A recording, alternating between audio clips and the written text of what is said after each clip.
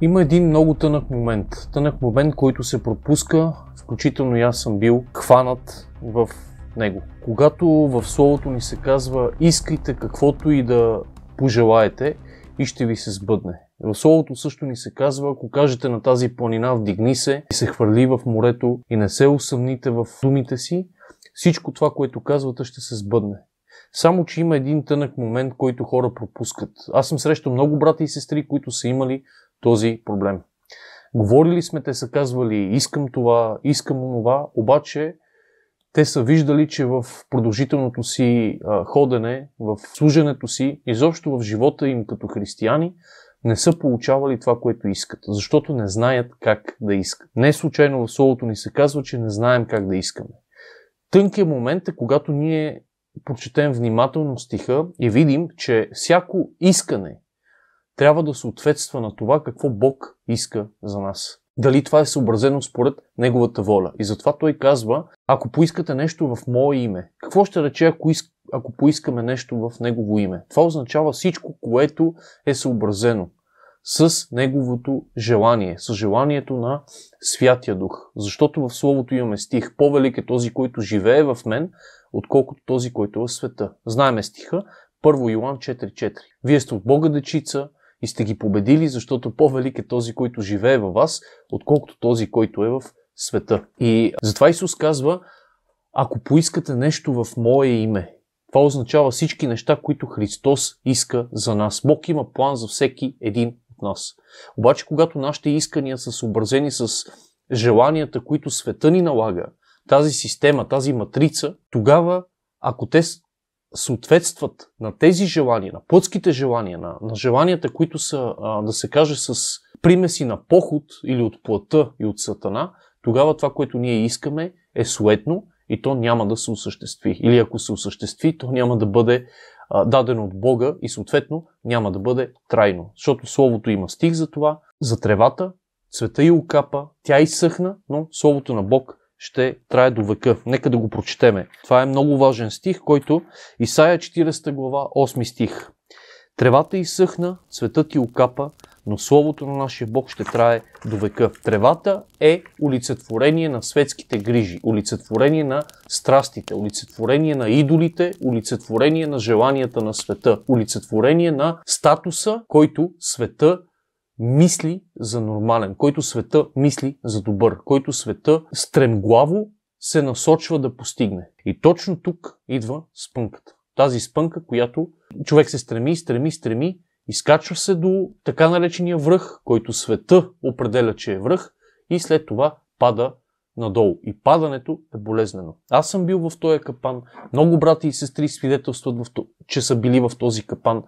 Разказват за нещата, които са преживели, и тези неща, които са се виждали първоначално добри, първоначално оптимистични, първоначално така вдъхващи им коража и амбицията и желанието да продължат напред, в последствие се е виждало, че всичко това е водело до падане постоянно.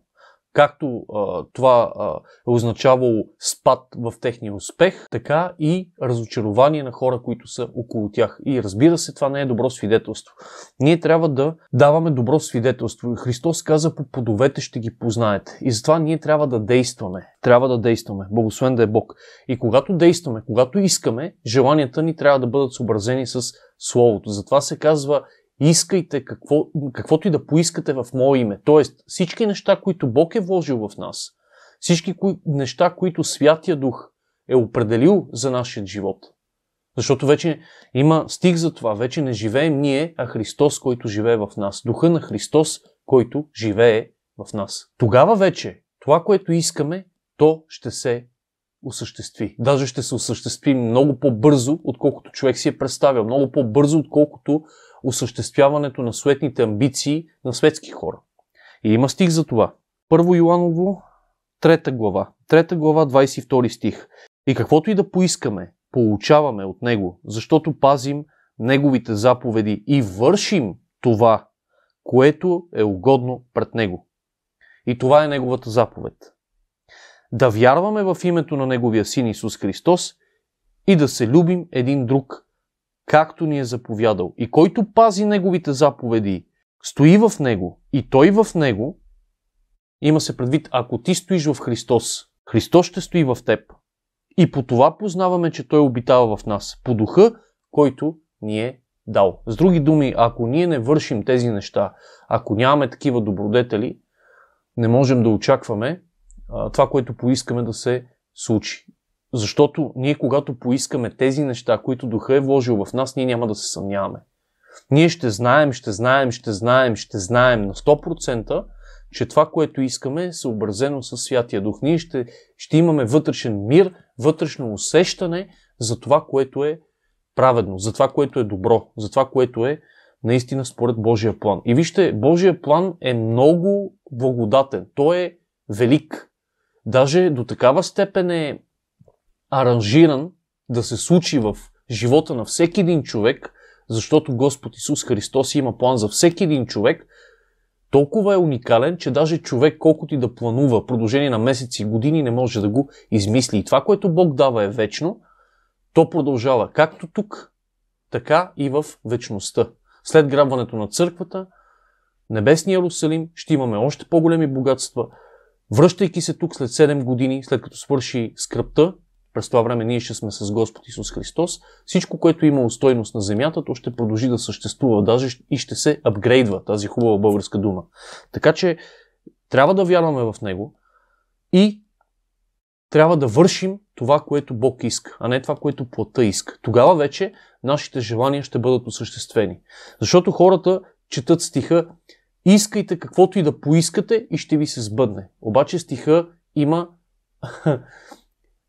има един детайл, много важен детайл. Каквото и да поискате в мое име, което ще рече всичко това, което Христос ви е казал. Всичко това, което Святия Дух желае във вашият живот. И вижте, Святия Дух желае най-доброто. Той желае най-доброто и съдейства за вашето преуспяване.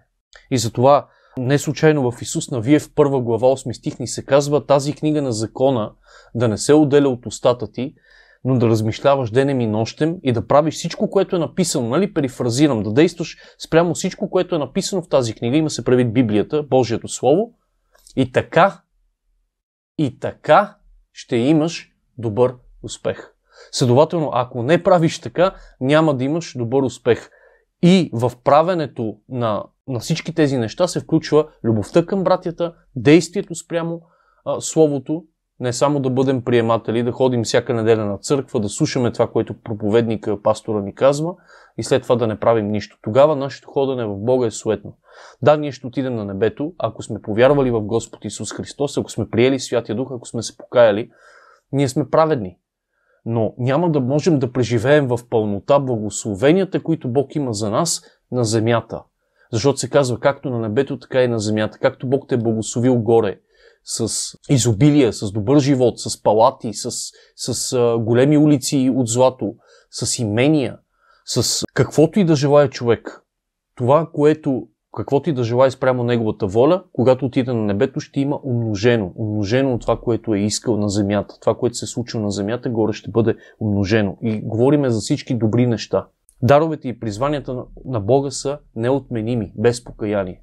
И Бог ни дава всички неща да се наслаждаваме изобилно. Така че ние не трябва да действаме спрямо това, което Бог е отредил. А как? Когато действаме на база това, което Святия Дух иска. Как можем да разберем какво Святия Дух иска? Чрез молене, чрез даване, чрез пребъдване, чрез търсене на Божието царство и Божията правда. Аз съм го казал в предишни мои поучения. Пък и не само аз. Търсенето на Божието царство и Божията правда става по много начини. Първо чрез молене, чрез четене на Словото, чрез размишление на Словото, което ще рече четене на съответните глави, разсъждение, анализ, ако трябва препрочитане и използване на стиховете, които човек чете, като приложими в неговият живот.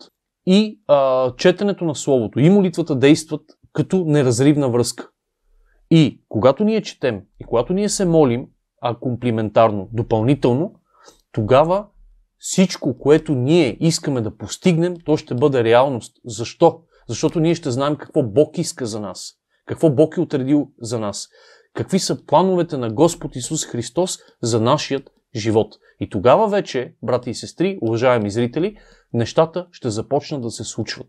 И ако практикуваме често, Ако не се отказваме, ако имаме постоянство, вяра, с пълно търпение, тогава ние ще достигнем до състояние, в което Бог постоянно да излива. Но причината, поради която все още някои не са достигнали до това състояние, е това, че те не са постоянни. Това е като във фитнеса. Не може ти да отидеш един път на фитнес и да се надяваш ти да постигнеш добри резултати. Примерно, ако тръгваш да сваляш килограми, изведнъж да свалиш излишните килограми и да си в някаква нацепена форма. Не, трябва да има продължителност, да има постоянство. С правилни тренировки, с правилен хранителен режим, с добър сън, добро възстановяване и вече в дългосрочно резултата е на лице. По същия начин и с Божието Слово, и с пребъдването, и с действието и живота ти като християнин.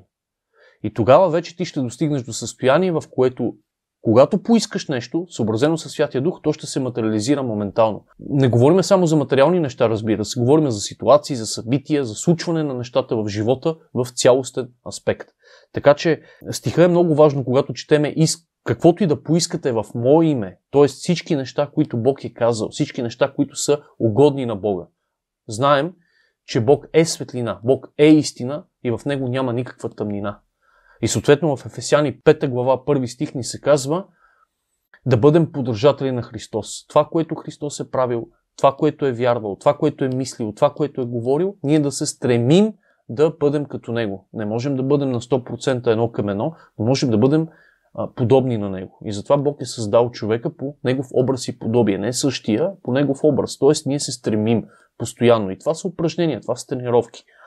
И наистина е много интересно, ако ние го спазваме на 100%. И разбира се, едни от пречките, които това нещо може да се осъществи, са влиянието от света. Влиянието от света. Вижте, опитайте да изключите влиянието от света, като ги пренебрегнете. Като не изпадате в състояние на, както съвременния бич в момента в обществото е FOMO, или Fear of Missing Out, страх от пропускане на възможности. Възможностите, които света се опитва да ви внедри, изобщо не са никакви възможности. Те са загуба на време. Съсредоточете се в това, което искате да постигнете. Как става това? Как можем да го разберем? Чрез молитва, чрез пребъдване в Божието Слово и действайте спрямо него. Не се съобразявайте със света. И тогава вече ние ще достигнем това състояние, за което се говори на много места в Словото. Че Бог е добър и че ни дава всички неща да се наслаждаваме изобилно. Обаче всички неща, свързани с Неговата воля. Неща, които са съобразени с това, което Бог иска за нас. И ви гарантирам, че тези неща всъщност вие през цялото време сте ги искали. Защо? Защото Бог ви е създал, Бог ви е сътворил и Той много добре знае вие от какво имате нужда. Даже до такава степен, че преди да сте се помолили на своя небесен Отец, Господ Исус знае от какво се нуждае всеки един от нас. Но трябва да искаме в Него име. И вижте, ако опитате да пренебрегнете това, което света ви предлага, вие ще постигнете голям успех. Защото опитите в пренебрегването на това, което света дава, не е загуба на време, а това е инвестиция и е заслужаваща си цел. Заслужаваща си цел вие да достигнете до състояние, в което да пренебрегнете това, което света предлага. Защото това, което света предлага е суетно, нетрайно и както прочетохме в Исаия 40 глава, тревата изсъхна, цветът ти окапа, но словото на Бог ще трае до века. Така че, когато вървите по Бога и в момента срещнете някакво предизвикателство. И вижте, християни тълкуват предизвикателствата като някаква трудност. Да, в една част от същността си тези предизвикателства съдържат трудност. Такава трудност, че да ви тестват. Разбира се, това не го дава Бог. Тези изпитания не ги дава Бог. В Яков ни се казва подробно. Няма да застъпваме тая тема. Ще отделя специално време в следващото видео да поговорим по-подробно на това. Но това, което се предоставя от света, понякога ви изнервя или ви обезкуражава. Но другия аспект на предизвикателството е изкушение. Така че вие просто да захвърлите това, с което занимавате и да тръгнете на база чувства. Светът точно това иска да постигне, когато привлича всеки един, когато закача на кукичката всеки един шаран, всеки един човек. Чрез чувства да тръгне, да действа и да бъде и да се оформи като такъв, какъвто света го иска, а не такъв, какъвто Бог го иска. И разбира се, ние не трябва да се съобразяваме с този свят. И знам, че като казвам не трябва да се съобразяваме с този свят, някакси звучи много незадоволително, но опитайте. Опитайте всяко предизвикателство, което дойде, изкушаващо, така че просто едва ли не, сякаш все едно не може да спите и искате да го направите, но знаете, че е неправилно, пробвайте да го игнорирате. Единственият най-добър начин за игнориране е да започнете да се молите. Тези, които имат Святия Дух, нека да започнат да се молят на непознат език и да пребъдват в Словото. И ще видите, че страстните желания, суетните желания, плътските желания ще изчезнат. Вижте, това е също сено вие да тренирате. Аз дадох малко по-рано пример в фитнеса и да спазвате някакъв хранителен режим, обаче изведнъж да ви се доведе шоколад, да ви се доведат сладки неща, вредни храни. Треньорите, коучерите в тая сфера, изучавал съм го подробно, старая се, опитвал съм го и наистина работи, но трябва наистина желязна воля за това. В момента, в който се появи желанието за сладко, коучери съветват, идете, поразходете се някъде, потичите няколко километри или излезте на разходка, бързо вървене или направете някоя друга лицева опора и желанието за сладко ще изчезне. По същия начин, в момента, в който се появят изкушенията, започнете да се молите на непознат език и започнете да пребъдвате и да четете Словото. Обърнете се към Бога. Аз ви гарантирам, от опит го казвам, че тези желания ще изчезнат. И тогава тази идея, това суетно желание изведнъж, ако погледнете отстрани, ще видите, че е било пълна загуба на време и ще ви се стори много малко и незначително. И тогава вече ще разберете силата, която притежавате. Силата, която имате вътре във вас. 1 Йоан 4.4. По-велик е този, който живее в мен, отколкото този, който е в света. Тогава вече вие ще видите на практика действието на Святия Дух. Така че искайте съобразно това, което Бог иска за вас и не се съобразявайте със света. Тогава всичко това, което поискате в Негово име, на база това, което Бог е казал, на база това, което е угодно на Бога, то ще се сбъдне. Оставам ви с това послание. Нека благодата на нашия Господ Исус Христос ви се промножава.